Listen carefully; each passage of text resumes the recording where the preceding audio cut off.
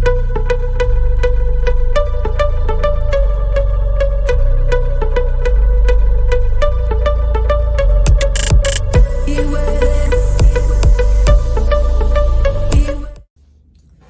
everyone, it's me again, Kiana, and welcome back to my channel, or welcome if you are new here. As I said, my name is Kiana.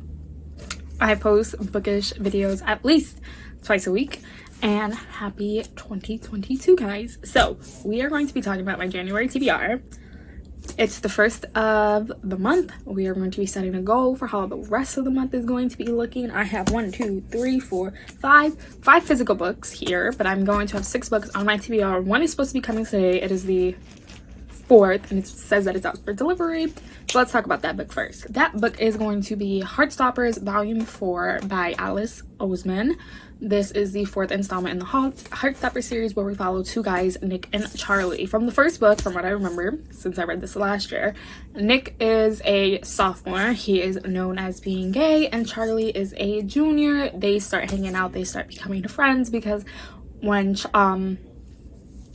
Nick got outed, everyone turned their back on him. Charlie starts to realize that he has feelings for him. It is very cute. I absolutely love it. Cannot wait to read that. I know that's going to be automatic 5-star. The second book on my TBR is going to be The Bromance Book Club by Lisa K. Adams. And in this book, we're just going to read from the back because I'm going to start this as well. And I am planning on tapping it up, so be on the lookout for hopefully a book review either at the end of this month or next month. And it says the first rule of book club: you don't talk about book club. Nashville legend second baseman Gavin Scott's marriage is in major league trouble. He recently discovered a humiliating secret. His wife Thea has been faking the big O. When he loses his cool at the revelation, it's the final straw on their already strained relationship. Thea asks for a divorce, and Gavin realizes he let his pride and fear get the better of him. Welcome to the Bromance Book Club.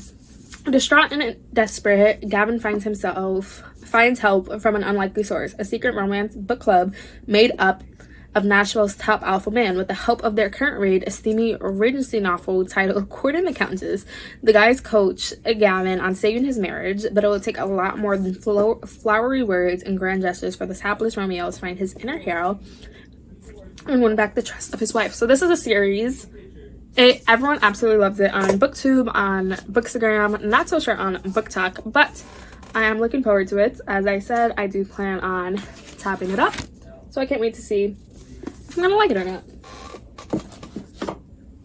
The third book on my TBR is going to be Fairy Tale Volume 10. I started reading this last year. This is by Hiro Mishima, and this is basically, I absolutely love this freaking series. There is about like 100 volumes out, so the fact that I'm only on 10 says a lot. So we follow a bunch of different characters. Our main characters in this is Lucy, who is a celestial witch. She works with the zodiac signs: Libra, Leo, Aquarius, Cancer, all of that. She works with Natsu, who is a fire wizard. His magic is fire. She works with Ezra. Ezra is like the top fighter in this world. Happy, who is a flying talking cat, and Gray, whose power is ice power. And the last one, which hopefully you will see before or after this video, I haven't decided yet with my wrap-up that I read in December, they have finally finished their feud with the other guild that tried to take Lucy back, but now it is up to them to try to get the Fairy Tale Guild back up to where they need to be, back up to like accepting gifts, to being the top dog and all that. But their fearless leader, they don't think he's going to be hanging on any longer, and the next person who's up to take over the guild is their leader's grandson, who's evil and doesn't like them. Absolutely love the series. Highly recommend it as a starter one if you guys haven't started Magnus, but I love this, as I said.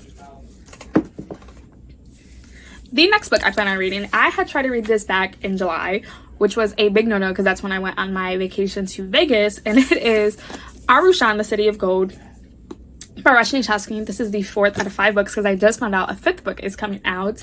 And in this book, we follow Arushan, the first one. Since the 4th book, I don't want to do spoilers.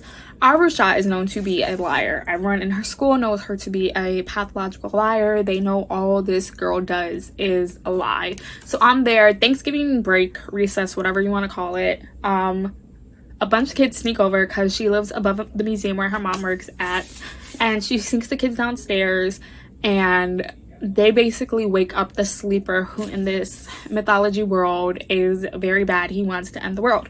Arusha finds out that she's the reincarnated spirit of a Pandava brother, and she must find her other Pandava brother's spirits so that they could stop the sleeper from taking over the world.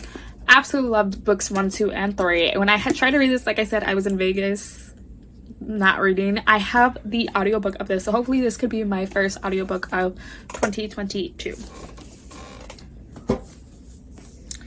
The next book I plan on reading is 6 Crimson Crayons by Elizabeth Lim. This is the Fairy Loot special edition, and if I remember, I will try to link my unboxing on the eye. So as it says, Sharu Anma, the only princess of Kiata, has a secret. Forbidden magic runs in her vein, and on the morning of her betrothal ceremony, she loses control. At first, her mistake seems like a stroke of luck for stalling the wedding she never wanted, but it also catches the attention of Rakiyama, her stepmother.